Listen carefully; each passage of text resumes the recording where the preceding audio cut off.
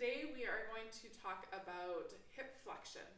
So hip flexion is where our thigh is moving actively towards our trunk, which is important for running, bringing that thigh up towards the trunk each stride, and being able to control that position while maintaining our canister position. Oftentimes we feel either tight in our hamstrings or our hip flexors, and we think that we just need to stretch them. And found over and over again, you stretch, and there's no change. So today's really going to work on, can we increase the strength of the hip flexors? Can we increase the efficiency and capacity of the hip flexors to maintain that position over and over and over again? And can we get that extensibility through our hamstrings by having the strength of the hip flexors to actually hold the position? So we're going to start with a standing hamstring stretch, but working on that end range control. So you'll need a bench somewhere between 6 and 18 inches, depending on your hamstring flexibility. And grab a broomstick or a dowel or something you can hold on to. Maybe you do it up against the wall, so balance isn't your limiting factor here. So we'll start by placing our heel on the bench, and again finding that control. We still want to stay active through this right leg, and we're going to find our canister position, so ribs stacked over the pelvis, and we're going to hinge back. So we're hinging our hip back to bring our trunk towards our thigh. Okay, we have a slight bend in the knee, and I want you to keep hinging while maintaining that trunk position. So we're not collapsing through that low back, and we're not hyperextending and finding that rib scissors position. So we're stacked, we're hinging forward until we get a nice stretch in the meaty part of our thigh, the back of our leg. If you're finding more tension in the back of your knee, I want you to bend your knee a little bit more and then hinge back, so it's a little bit more hip dominant. We're just going to hold this here for a few seconds to allow our muscles to relax a little bit into the stretch, and then we're going to work on those end range contractions.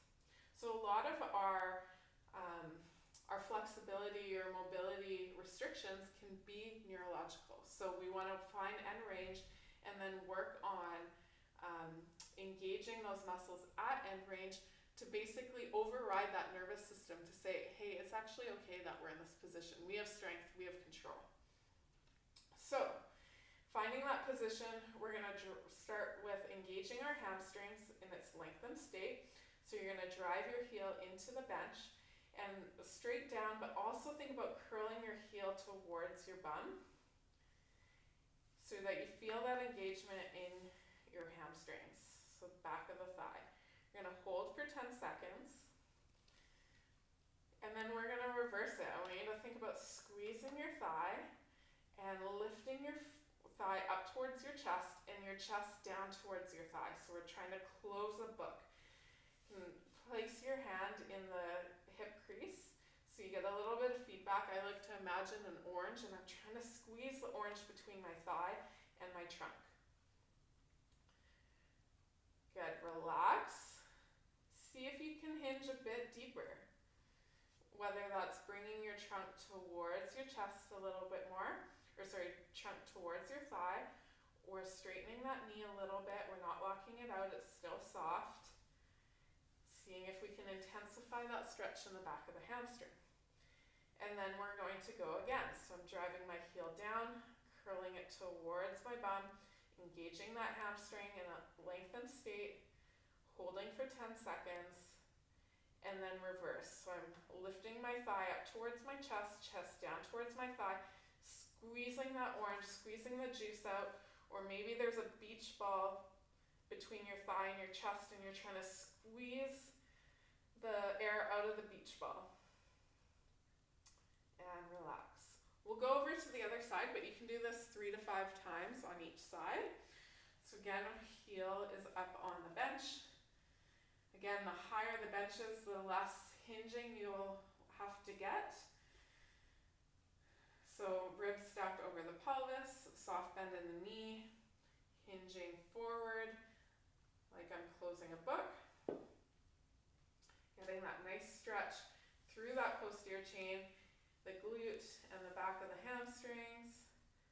Good, and then just sinking into that, getting that three-dimensional breath.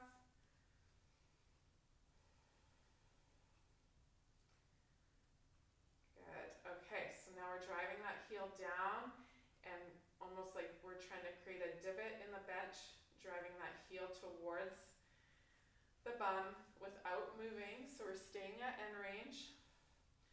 And then reverse, so now I'm lifting my thigh up towards my chest, chest down towards the thigh. Maybe I feel a little bit of cramping in my hips. That's my nervous system telling me that I'm confusing it or that I'm doing something I haven't asked it to do before. So cramping's okay, shakiness is okay. We just want to find that intensity where we can maintain it. So I don't want you to cramp so bad you have to come out of the position. Okay, drive the heel down again.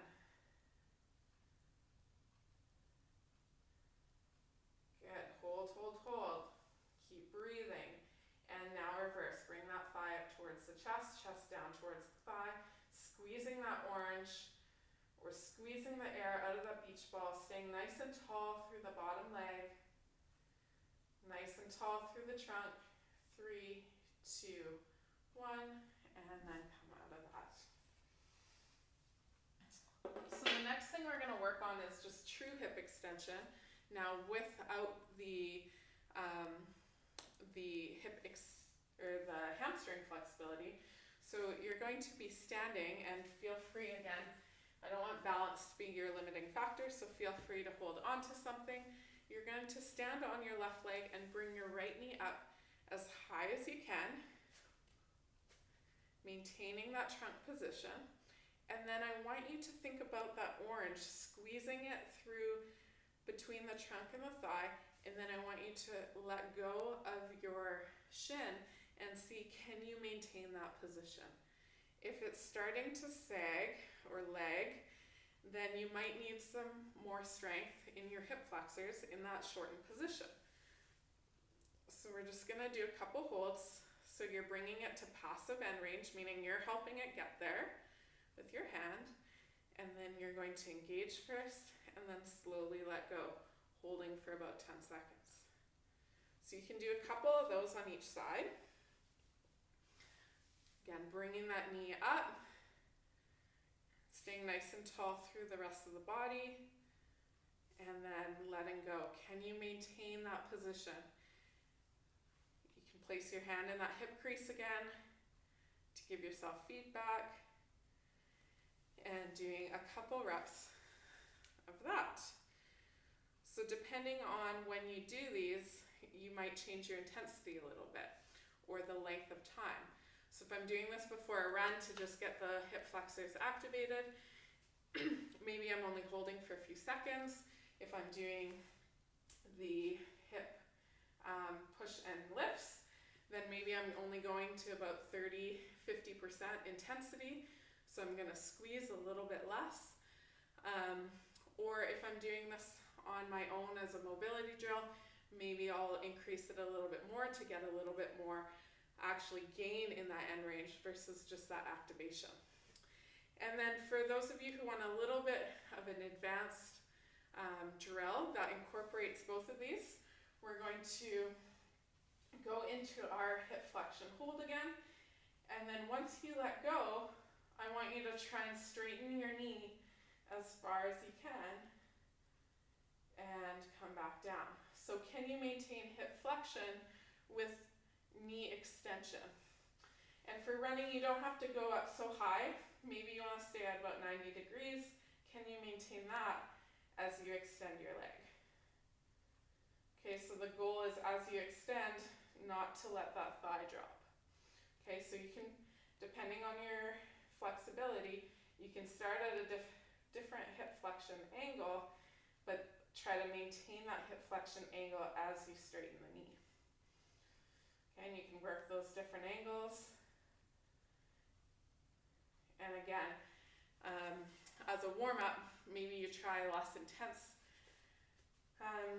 version, so staying a little bit lower, or if you're working on your mobility on your own, maybe you want to try the more intense version.